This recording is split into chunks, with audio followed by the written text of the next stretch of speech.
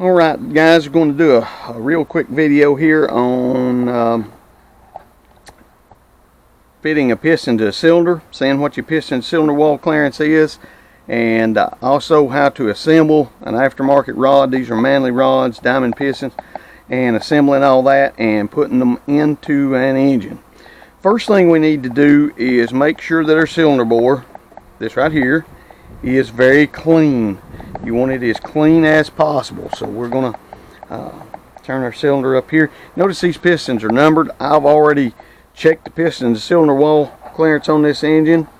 Going to adjust here and assign them to a certain bore. That way the piston to cylinder wall clearance is exactly what we need it to be. Diamond in this case calls for 4.5 thousandths clearance.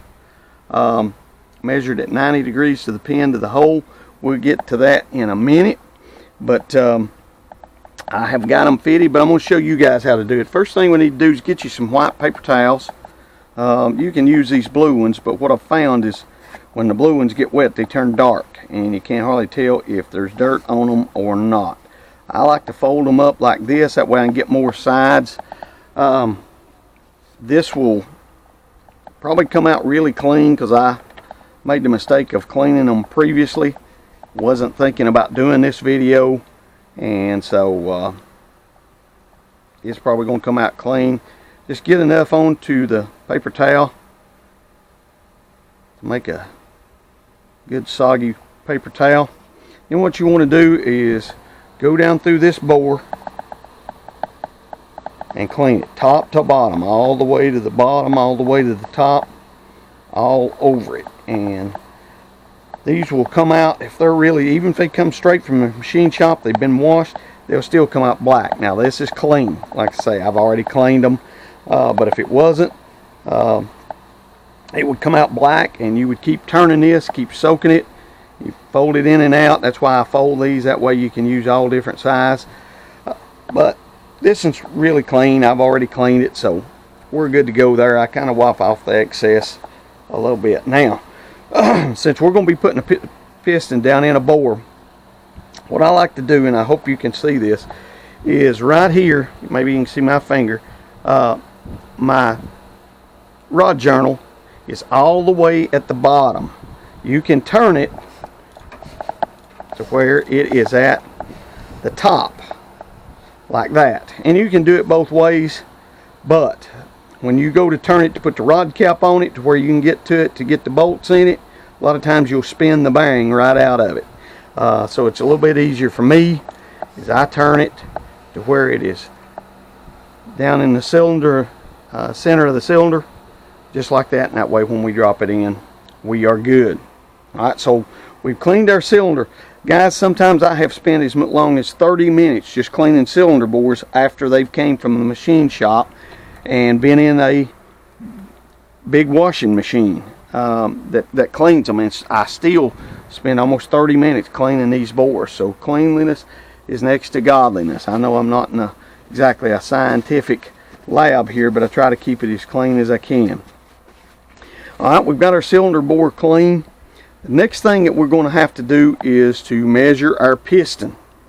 Now we're going to measure it here. We're going to use a micrometer. We've got dial calipers, deburring stone, depth mic, dial indicator, piston ring compressor, piston ring expander, and of course a couple of hand tools. Different manufacturers will tell you different areas of this piston to put your calipers. Some of them want it real close to your bottom ring land up here. In this case, they wanted 1 inch 250 thousandths down here. It's basically at the bottom of this skirt. Most piston manufacturers that I've dealt with wanted about a 1/2 inch from here. So the easiest way that I've found to do this and get it reasonably accurate is I'll take my dial calipers, and right here, hopefully you can see this and the light won't get in it, install these pistons with 4.5 thousandths clearance measured at 90 degrees to the pin. 90 degrees to the pin is over here, 90, 90. Going to do it on the skirt. 90 degrees to the pin, at 125 thousandths down from the oil land. It tells you from, on another sheet of paper, from the bottom of this oil land down 125 thousandths, which is basically inch and a quarter.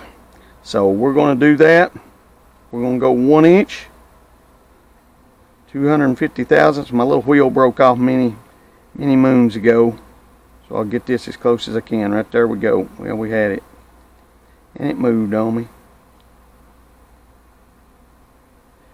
This doesn't have to be perfectly accurate. That's one. I don't think a 10 thousandths here is going to matter. So just so, right at the bottom of that skirt, see that right there? Right at the bottom, right here, is where we're going to have to measure. Right there at it. Okay, so that's what we're going to do. We're going to take our 3 to 4 inch micrometer, and we're going to measure this piston right there. I like to turn them upside down. I get down here hopefully where you guys can see. And we want our sides flat. We want them flat, not like this, with a gap right at the end. Trying to stay right off that edge. Okay, so I want it there. Now I'm going to check and make sure I'm straight across. I'm not sitting like this. That looks good. So I'm going to lock it down. As a check, if you'll remember, as a check, just make sure it's got a little bit of grip to it. And so now we've got that. What I've got to do now is set up my cylinder bore gauge. It should be set up for this. So we'll do it just like we did setting up bearings and stuff. That's not it. So I'm going to have to set it up.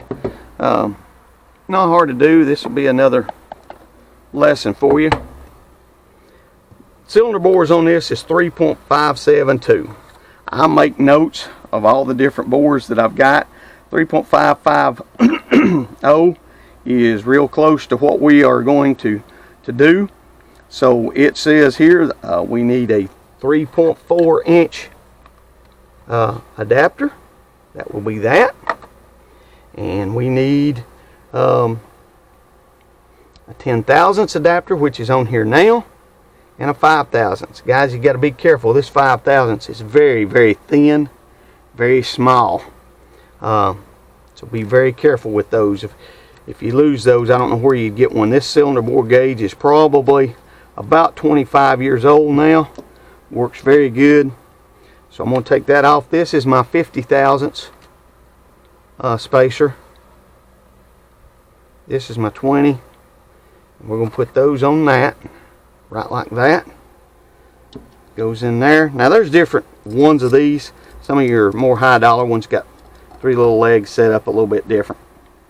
Alright, so now what we got to do is like we did when we were doing our cylinder bore gauges. Well, that didn't work. A little short on that. I have to remember which one it was. This is I knew I'd forget something on this, and I have. So let's add our, let's do a 10 and a 2. I need to make better notes, don't I? And see if this was it. See what combination. You just have to play with it. Usually 3.55 will do it. And still not enough, so we're going to have to use all of them. And again, I apologize. It's too early in the morning to be doing this. It's 4:00 o'clock. Let's see if this does it, or see if I'm going to have to go up one.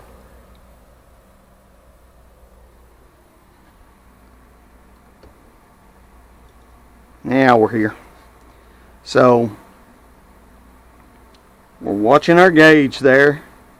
0 is at the 6 o'clock, and we've not quite made it there yet. So that means we're going to have to move our 0.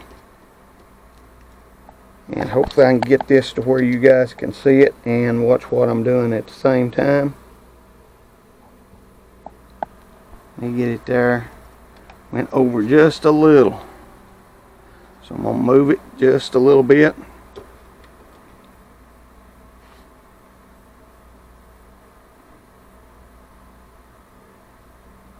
Right there, we are really close right there. Just a tad, and hopefully you guys can see this. I know the lighting and all that's not the best, but we are dead on zero right there.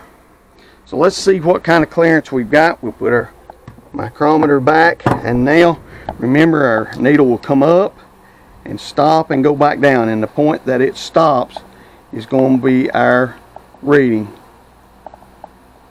And so we are, here's 4 and 5 and 4.5. And if you remember, our card said they wanted it at 4.5. We are dead on 4.5 thousandths clearance. So that means this bore is 4.5 thousandths bigger than our piston. That's what we want, so it slides up and down and moves smooth. And so now that's how you measure piston cylinder bore clearance. And then you'll measure them. I'll jockey pistons around. If I've got a piston that's tight, maybe it was 3 thousandths, I'll find the largest bore and put the largest piston in it. Smallest bore, put the smallest piston in it. And then I'll label them. That way they don't get mixed up, and I know that that cylinder has exactly the clearance that we need and the manufacturer calls for. Alright, we'll clean up our mess here a little bit. Thanks for bearing with me on my oversight on having that ready. But you at least got to see how that was done. Okay, so we'll set that there. Now, next thing that I like to do is examine the piston itself. Look through all of these holes. Make sure there's no plastic, no paper from the wrappings. All that I've done blowed out. These are oil holes, oil pin holes for our piston pin or wrist pin. It slides right in there and it gets its oil here. I have blown all these out previously, but you want to check that. Check your ring grooves, make sure there's no burrs, anything like that in them. Next thing I like to do is take my pin, no oil. You can put oil on it if you want to, and just make sure that it moves freely, make sure that it spins.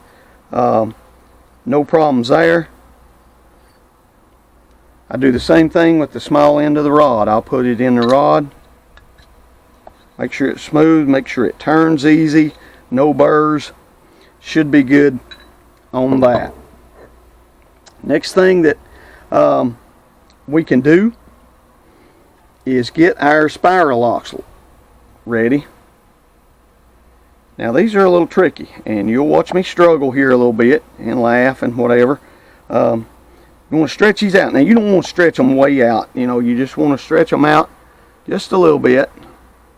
To where you can get them started, kind of like that, maybe a little bit more, but again, you don't want to string them out halfway to the wall.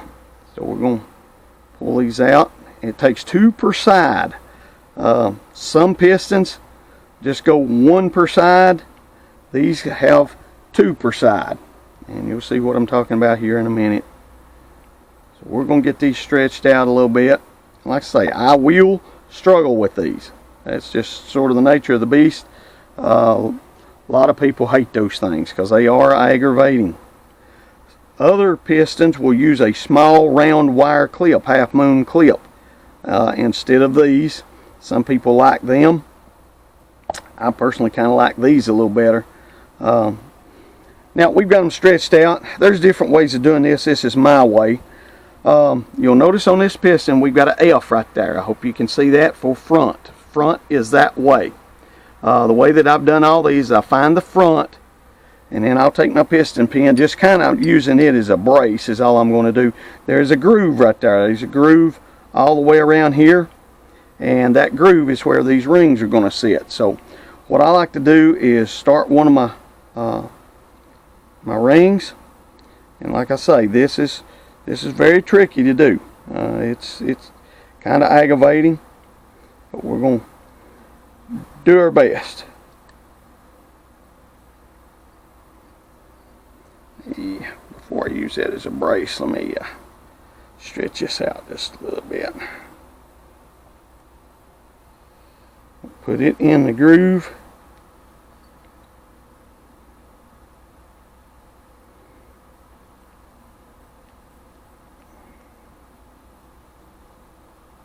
Put my thumb in there. That's kind of the best way that I've found to do it. And I know that this is not very clear to you guys because you probably can't see me, but it is, these are very tricky. Okay, so now I've got it started. Now I'm going to use my pen. I'll go in with my pen and just kind of work that thing around down in that groove like that, and then we'll use our, and now it's in there, and then I just kind of hit it just gently, make sure that it's seated good. Then I'll take a screwdriver and push it all the way down because we got to make room for this other one. We've got 2 to put in here, so I'll push it all the way down, get us another one, and now we'll try it. Hopefully you guys can see this. I'm going to try to keep it out there where you guys can see it, but it is hard to do that.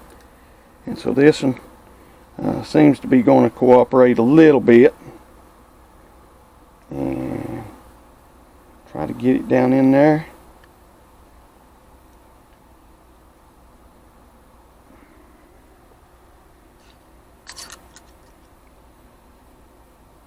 Just kind of help it a little bit.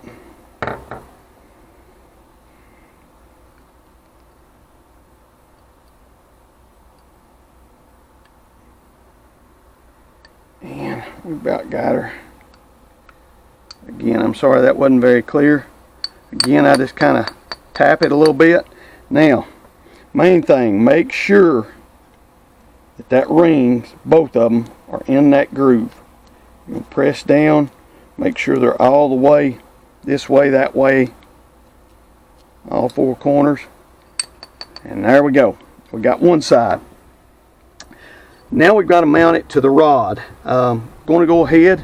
You guys, if you watched the rod bearing video, you saw how to do this. Again, keeping it from that parting line, and I'll kind of make that clear here in a minute. We're going to break our rod bolts loose.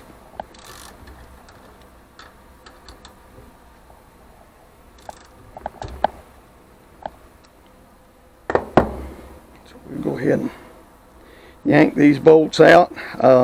Should have plenty of lube on them. We'll make sure, remember putting it under the head of the bolt and also on the threads. Yeah, we have plenty of lube, so we are good there.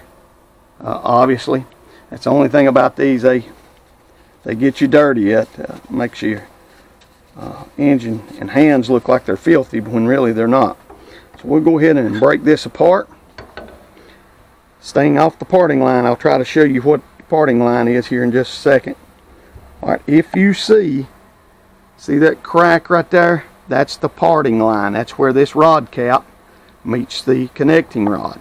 And so you don't want that up in your vise. You can't get it apart. So just a preliminary swipe right there. Just make sure there's no dust or dirt on them. These have been boxed up, so there shouldn't be since I cleaned them.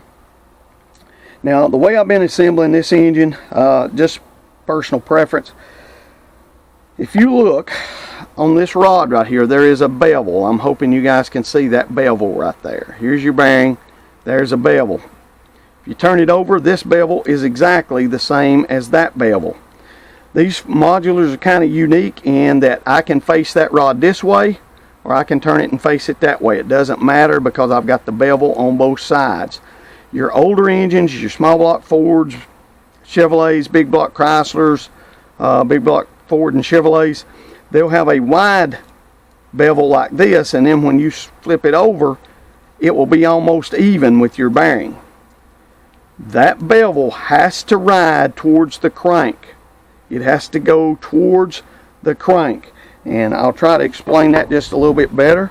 Let me flip this over. If you notice on this rod, this connecting rod is going to fit, and obviously it's going the wrong way. It's going to fit right down in there like that. You've got a rod side, and then you've got a crank side. You've got a side next to the crank. On the old school engines, this fat bevel a fat bevel would go towards the crank and the flat side would go towards the rod. The reason that is, you have a 90-degree turn right here. You're going this direction and then you're going to go 90 degrees and come back out towards us.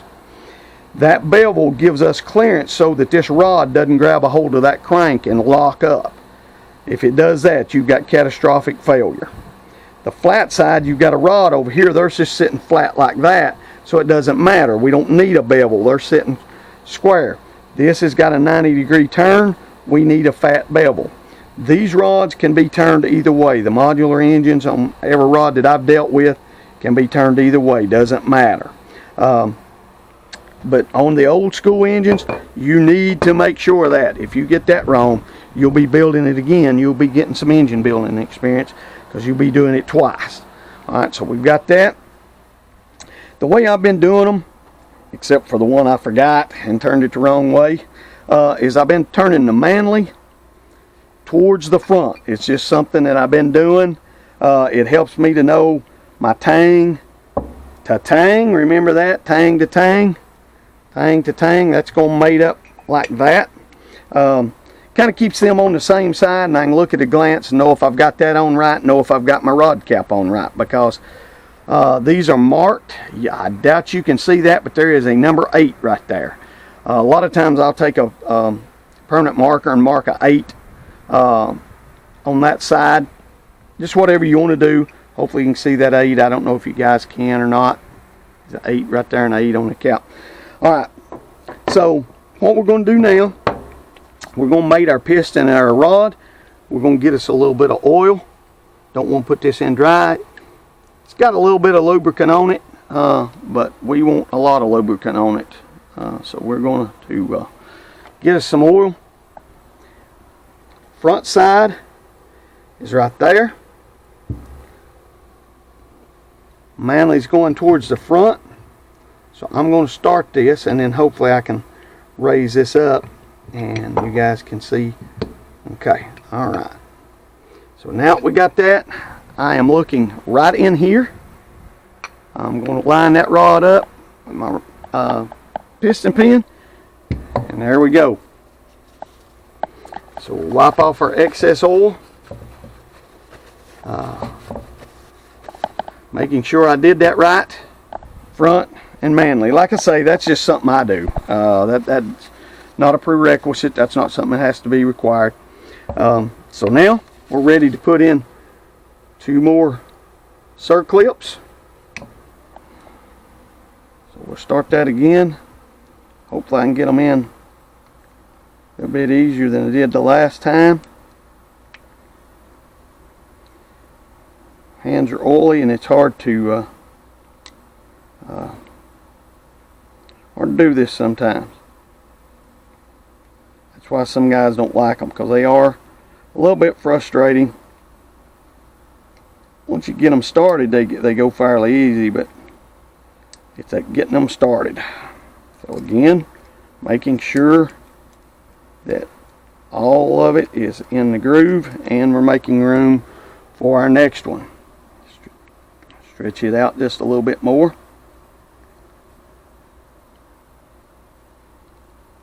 And see, let me turn it around about 180 degrees here.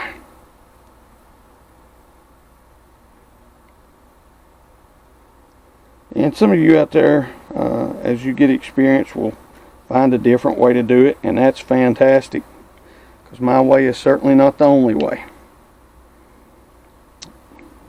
It's just, it's my way, and it may not work for you. So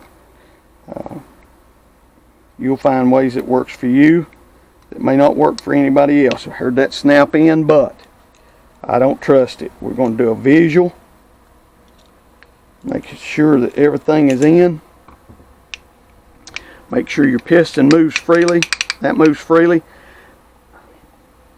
I want to feel just a little bit of play in there, not much. Sometimes this is only a 1/2 thousandths in and out, but I also take my pinky and I'm rotating. Hopefully you can see that pin is rotating. I'm making sure that it turns smooth as well. So there, we've got that assembled.